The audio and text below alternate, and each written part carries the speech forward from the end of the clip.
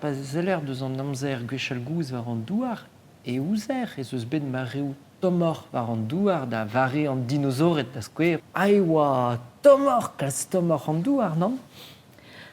Ya, an douar a zo bet tomor gwechal.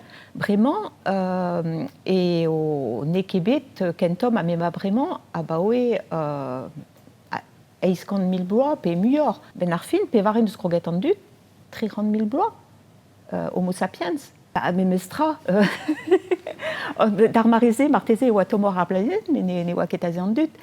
Hag pez a zo an difor braz ive hag a lak eo an danger hag ur guden ar chachamant nin eo an tiz ma chinj. Morse neo bet o chinj ken buan. Me o bet tom gwechal, e neus laket miliadou a blavezioù o chinj goustadik.